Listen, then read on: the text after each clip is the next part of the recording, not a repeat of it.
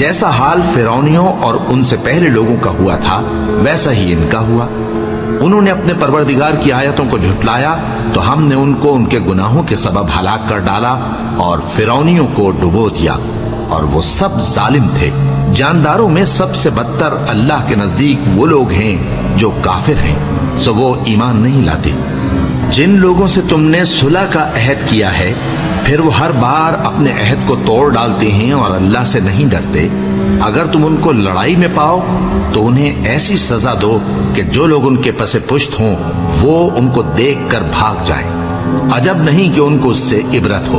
और अगर तुमको किसी कौम से दगाबाजी का खौफ हो तो उनका अहद उन्हीं की तरफ फेंक दो कि इस तरह तुम सब बराबर हो जाओ। कुछ शक नहीं कि अल्लाह दगाबाजों को दोस्त नहीं रखता, और काफिर ये ख्याल हरगिज न करें कि वो आगे निकल गए हैं, वो हमें आजिज नहीं कर सकते।